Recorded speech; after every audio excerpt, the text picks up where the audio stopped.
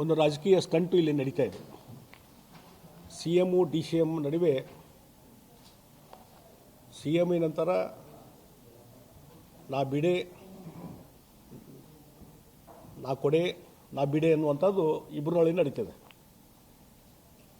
ನಾನು ಬಿಡೆ ನಾನು ಕೊಡೆ ಅಂಥೇಳಿ, ನಾನು ಬಿಡುವುದಿಲ್ಲ ನಾನು ಕೊಡುವುದಿಲ್ಲ ಅಂಥೇಳಿ ಅವರೊಳಗೆ CM ಪೋಸ್ಟ್ ನಾನು ಬಿಡುವುದಿಲ್ಲ ಮತ್ತು ನಾನು ಆಗ ಒಂದು CM ಪೋಸ್ಟ್ ತೆಗೆದುಕೊಂಡೇ ಬಿಡ್ತೇನೆ ಅಂಥೇಳಿ DK Shivakumar start in fighting ನಡೀತಾ ಇದೆ.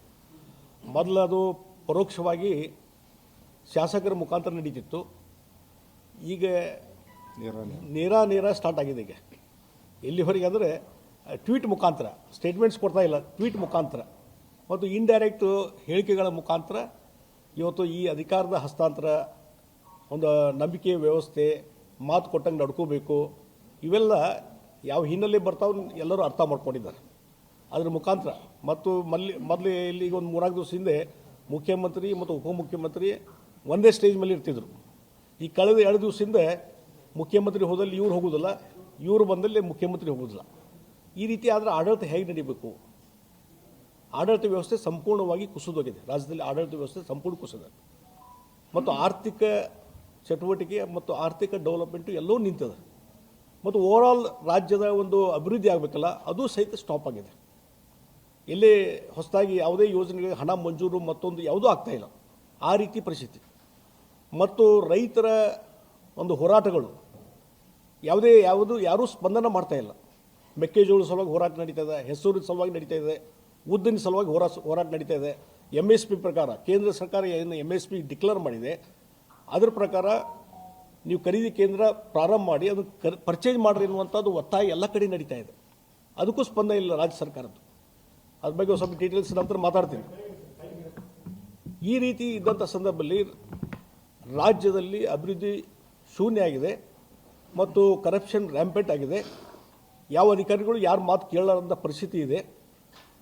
ಹೀಗಾಗಿ ಇವತ್ತು ಹಲವಾರು ಯೋಜನೆಗಳು ಹಾಗೆ ನೆನಗುದಿಗೆ ಬಿದ್ದದ್ದು ಮತ್ತು ಈಗ ಒಂದು 15 ದಿವಸದಿಂದ ಇದೆಲ್ಲ ಸ್ಟಾರ್ಟ್ ಆಗಿದೆ ಇನ್ ಫೈಟಿಂಗ್. ಅದಕ್ಕಿಂತ ಮುಂಚೆನೂ ಇವತ್ತು ಸಿದ್ದರಾಮಯ್ಯನವರು ತಮ್ಮ ಆಡಳಿತದ ಬಿಗಿಯನ್ನು ಕಳ್ಕೊಂಡಿದ್ದಾರೆ. ಆಡಳಿತದಲ್ಲಿ ಏನೊಂದು ಹಿಡಿತಾ ಇರಬೇಕು ಒಬ್ಬ ಮುಖ್ಯಮಂತ್ರಿಗೆ, ಈ last complete control over the administration ಮತ್ತು ಹಣಕಾಸಿನ ಒಂದು ಪರಿಸ್ಥಿತಿ ಹೆಂಗಾಗಿದೆ ಅಂದರೆ ಯಾವುದೇ ಯೋಜನೆಗಳಿಗೆ ಹಣ ಬಿಡುಗಡೆ ಮಾಡುವಂಥ ಪರಿಸ್ಥಿತಿ ಇಲ್ಲ.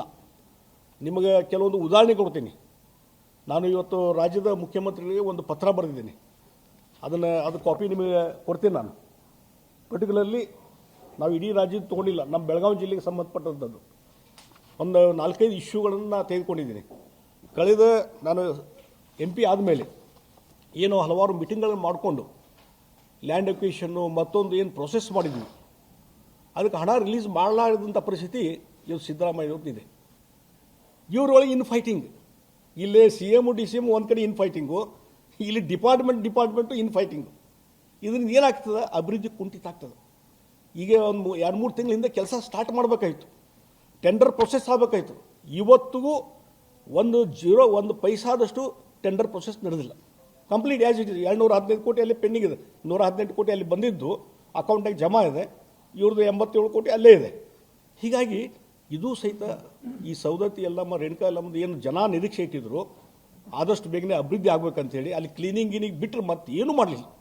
ಅದಕ್ಕಾಗಿ ನಾವು ಒತ್ತಾಯ ಮಾಡ್ತಾ ಇದ್ದೇನೆ. ಈ ರೀತಿ ಹಲವಾರು ವಿಚಾರಕ್ಕೆ ಸಂಬಂಧಪಟ್ಟಂತೆ ಈ ರೀತಿ ಒಂದು ಡಿಲೇ ಟ್ಯಾಕ್ಸಿಸ್ ನಡೀತಾ ಇದೆ.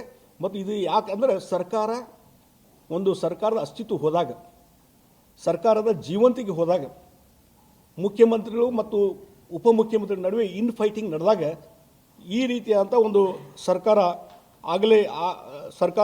ಈ ರೀತಿ ನಡೀತಿದೆ ಅನ್ನುವಂಥದ್ದು. ಇಲ್ಲೇ ಕೊಟ್ಟರೆ ನನಗಿಲ್ಲಿ ಜಿಲ್ಲಾ ಕ್ರೀಡಾಂಗಣ ರಾಮತೀರ್ಥ ನಗರದ್ದು ಅದು ಸ್ಥಗಿತ ಆಗಿದೆ ಅಂತೇಳಿ ಈ ರೀತಿ ಭಾಳಷ್ಟು ಅದಾವೆ. ಇನ್ನೂ ನಾನು ಕೆಲವು ಇಂಪಾರ್ಟೆಂಟ್ ಮಾತ್ರ ತೆಗೆದುಕೊಂಡಿದ್ದೀನಿ. ಇನ್ನೂ ಹಲವಾರು ವಿಚಾರಕ್ಕೆ ಹೋದರೆ ಭಾಳಷ್ಟು ಇವತ್ತು ಬೆನ್ನು ಹತ್ತಿ ನಾವು ಮಾಡಬೇಕು. ಈಗ ಬೈಪಾಸು ಬೆನ್ನು ಹತ್ತಿದಾಗ ಸ್ಟಾರ್ಟ್ ಆಗ್ತದೆ ವರ್ಕು. ರಿಂಗ್ ರೋಡ್ದು ಆಲ್ಮೋಸ್ಟ್ ಲ್ಯಾಂಡ್ ಅಕ್ವಿಷನ್ ಮುಗಿದದು, ಅದು ಸ್ಟಾರ್ಟ್ ಆಗ್ತದೆ ಈಗ ಆದಷ್ಟು ಬೇಗನೆ. ಆದರೆ ಕೆಲವೊಂದು ರೈಲ್ವೆ ಯೋಜನೆ, ಇದು ರೇಣುಕಾ ಯಲ್ಲಮ್ಮ, ಘನತ್ಯಾಜ್ಯ ವಯಸ್ಸು ಮತ್ತು STP ಪ್ಲ್ಯಾಂಟು, ಇವೆಲ್ಲ ಇಂಪಾರ್ಟೆಂಟ್. STP ಪ್ಲ್ಯಾಂಟ್ ಅಂದರೆ ಭಾಳ ಇಂಪಾರ್ಟೆಂಟ್. ಅದಾದರೆ ನಮ್ಮ ಲೇಔಟುಗಳಿಗೆ ಒಳ್ಳೆಯ ಅನುಕೂಲ ಆಗ್ತದೆ. ಎಲ್ಲವೂ ಸಹಿತ ಆ ಸಿವರೇಜ್ ವಾಟರು ಅಲ್ಲಿ ಹೋಗಿ ಜಾಯಿನ್ ಆಗ್ತಂದ್ರೆ UGD ಸಿಸ್ಟಮ್ 100% ಸರಿ ಆಗ್ತದೆ ನಮ್ಮದು ಬೆಳಗಾವ್ದು. ಅದನ್ನು ಮಾಡಲಿಕ್ಕೆ ತಯಾರಿಲ್ಲ. ಈ ರೀತಿಯಾದಂಥ ಪರಿಸ್ಥಿತಿ ಇವತ್ತು ರಾಜ್ಯದಿದೆ. ಇದಕ್ಕೆ ಇನ್ ಫೈಟಿಂಗ್ಗೆ ಕಾರಣ ಅಡ್ಮಿನಿಸ್ಟ್ರೇಷನ್ ಕೊಲ್ಯಾಪ್ಸ್ ಆಗಿದೆ. ಇನ್ ಫೈಟಿಂಗ್ ಈಗಾಗಲೇ ಒಂದು 2-3 ತಿಂಗಳದಾಗಿತ್ತು. ಸಿದ್ದರಾಮಯ್ಯವರು ಈ ಅವಧಿಯಲ್ಲಿ, ಯಾಕಂದರೆ ಇವರಿಗೆ ಈ ಹಣ ಬಿಡುಗಡೆ ಕೇಳಿದಲ್ಲ ನಾನು, ಕೆಲವರು ಇಂಡೈರೆಕ್ಟ್ಲಿ ಬೇರೆ ಬೇರೆ ಟೆಕ್ನಿಕಲ್ ಕಾರಣ ಹೇಳ್ತಾರೆ. ಅದಕ್ಕೆ ನಿಜವಾದ ಕಾರಣ ಅಂತಂದರೆ ಖಜಾನೆಯಲ್ಲಿ ಹಣ ಇಲ್ಲ. ಇವ್ರ ಗ್ಯಾರಂಟಿ ಸಲುವಾಗಿ ಸುಮಾರು 50 ರಿಂದ 60 ಸಾವಿರ ಕೋಟಿ ಖರ್ಚು ಮಾಡ್ತಾ ಇದ್ದಾರೆ. ಇಂಥ ಯೋಜನೆಗಳಿಗೆ ಇವತ್ತು ಲ್ಯಾಂಡ್ ಎಕ್ವಿಷನ್, ಇಂಥ ಯೋಜನೆಗಳಿಗೆ ಹಣ ಬಿಡುಗಡೆ ಮಾಡಲಿಕ್ಕೆ ಅವ್ರ ಕಡೆ 1 ಪೈಸಾ ಇಲ್ಲ.